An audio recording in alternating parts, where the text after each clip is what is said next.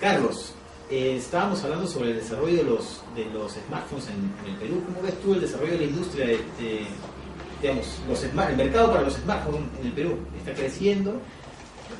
Sí, claro que sí. Lo interesante es que, digamos que Perú ya entró en una ola en línea con lo que está ocurriendo en otras regiones del mundo, ¿no? En particular con América Latina. Entonces, en ese sentido, existe un incentivo de los operadores móviles para expandir su base de clientes que usen smartphones, por la razón de que cada vez en la torta de negocio el ARPU de voz va reduciéndose en importancia y eso está siendo compensado por el ARPU de datos. Entonces, en el contexto donde las penetraciones de telefonía móvil en América Latina ya bordea en casi todos los países el 100%, entonces ya sabemos que el crecimiento de los ingresos no va a venir por el lado de vender más líneas, sino lograr que los que ya tienen las líneas migren de las líneas tradicionales a líneas smartphones. En ese contexto ocurre de que, decíamos hace un momento, en la cadena de valor de la banda ancha, el eslabón o la porción de los dispositivos es la zona más competida, y eso lo podemos dar fe de lo que vemos de todos los días en el mercado, ¿no? Por lo tanto, existe un acuerdo para los operadores, existe un incentivo, decía, para los operadores móviles en lograr acuerdos con los proveedores de dispositivos para que a su vez ellos puedan dar equipos a precios cada vez menores.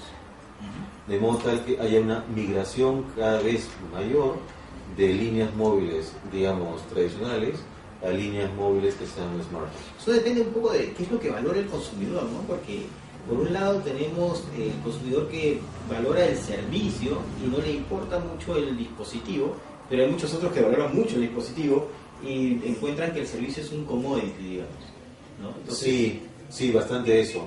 Pero digamos que inevitablemente en la población cada vez hay una adopción mayor de hábitos de vida que incluyan el uso de la banda ancha móvil.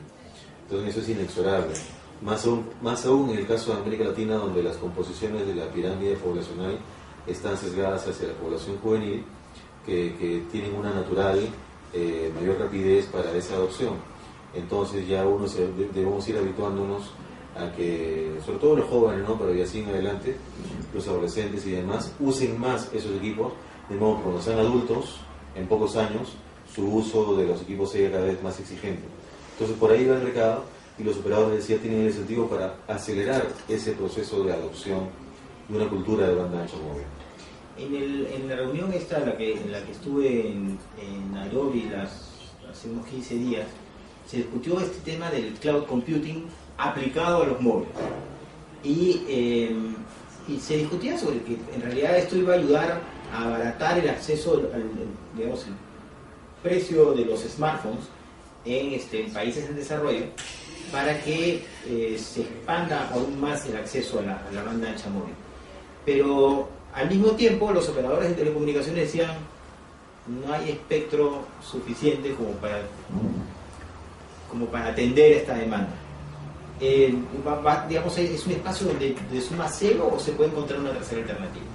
Sí, mira, lo importante es que efectivamente la demanda por capacidad va aumentando, se va comoditizando, y eso es lo que permite que el cloud computing o la computación en la nube vaya creciendo en importancia, porque ahí lo que ocurre es que tú vas alojando todo en grandes centros de datos, y si la conectividad va bajando de precio, entonces eso resulta muy costo efectivo para muchos, ¿no? Y entonces en ese sentido esa es la racionalidad de negocio, ¿no? De tendencia de mercado de la computación en la nube. Y sobre el tema del espectro, efectivamente hay una necesidad de contar con más espectro.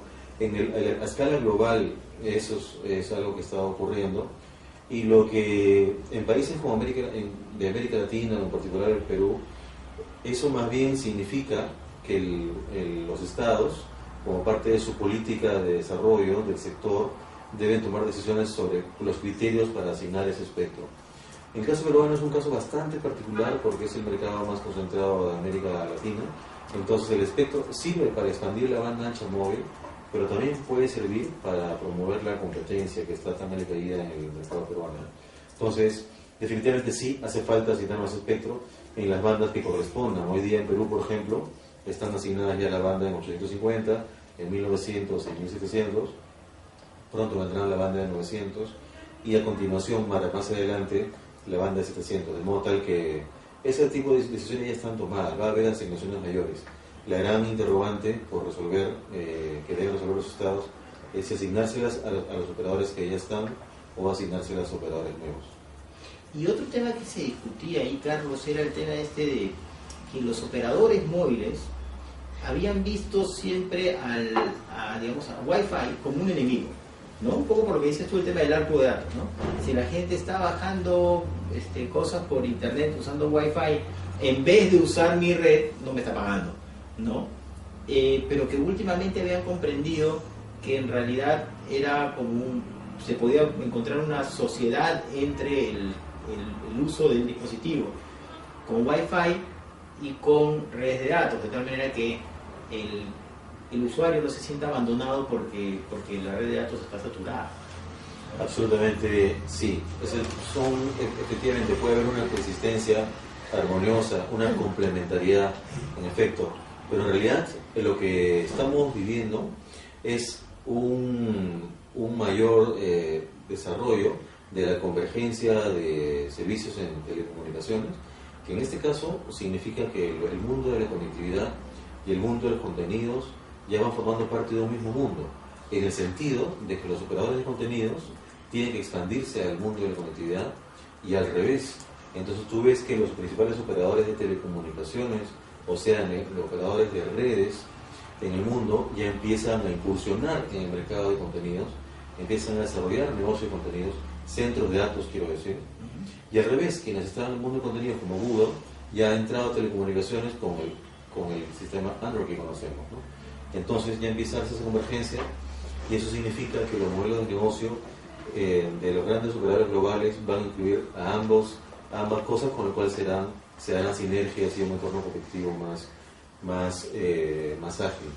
Probablemente lo importante ahí será que estas asociaciones entre estos segmentos del servicio, que lo veíamos como algo distinto, ¿no? Contenidos, aplicaciones, servicio de red, ¿no? Veamos en el protocolo IP, ¿no? Veamos todo como servicios separados y ahora lo podemos tener como servicios convergentes. Siempre existe el riesgo que al haber, vuelvo al tema de la exclusividad, ¿no? Al haber un servicio integrado en una sola plataforma, se generen barreras para el acceso de los competidores. Absolutamente sí, es un tema nuevo que surge. En la medida en que las telecomunicaciones o la banda ancha en general, ¿no? Hablando de contenidos y conectividad como parte de un mismo mundo, de manera natural exigen volúmenes de inversión importantes, hay una tendencia hacia que se formen conglomerados empresariales de gran envergadura y por lo tanto un comportamiento muy natural es que al interior de ese conglomerado empresarial está la intención de que los negocios se alimenten entre sí. Eso es muy comprensible. Entonces, por ejemplo, uno de los primeros aspectos que surge ante ese contexto en el ámbito regulatorio es la definición sobre la neutralidad de red. La neutralidad de red es un tema sobre el cual hemos conversado antes. Entonces ya hay países que se han ido adelantando, tomando decisiones regulatorias en ese sentido, por ejemplo, prohibiendo restricciones, ¿no?, al acceso a ciertos contenidos. Entonces, ese tipo de temas empiezan a emerger como un nuevo ámbito de la regulación, que seguramente veremos que va creciendo en importancia, ¿no? Mientras que hay otros temas en la regulación, que como por ejemplo tarifas, ese tipo de cosas, empiezan a perder importancia, porque la voz como tal empieza a perder importancia, y empiezan a aparecer otros temas. Entonces hemos visto que el mercado de telefonía móvil, que inicialmente pues se pensaba que era un mercado de un bien accesorio, ¿no? Digamos, el teléfono de los ricos era en alguna época suntuario casi. Claro, suntuario. Y no, digamos, no está sujeto a regulación como si lo está, por ejemplo, la telefonía fija, ¿no? Que era pues el teléfono de los pobres, ¿no? Y entonces, pero ahora el teléfono móvil es el teléfono de los pobres. Absolutamente. Y digamos, es el teléfono de la inmensa mayoría.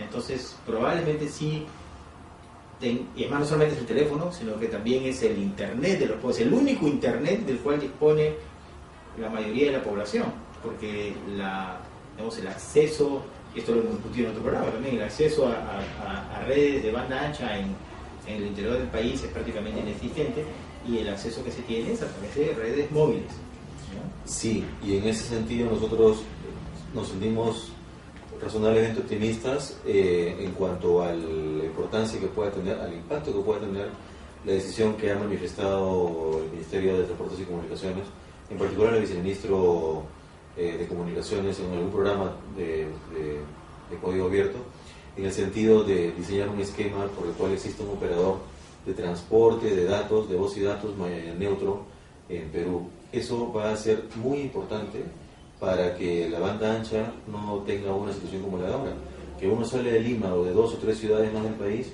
y la banda ancha es sencillamente inexistente. Si queremos nosotros una estrategia de desarrollo nacional con un peso importante a todos los peruanos, entonces esa red de transporte nacional, esa red dorsal nacional va a ser sumamente útil para que la banda ancha móvil con las velocidades cada vez mayores que exige, 3G, 4G, ese tipo de cosas, realmente pueda esparcirse y que ya no sea cosa, como decía hace un momento, de Lima o 2 ciudades más, ¿no? Esperamos que eso ocurra así. Todos esperamos eso. Carlos, te agradezco mucho por tu situación, y bueno, esperamos contar contigo en una nueva oportunidad.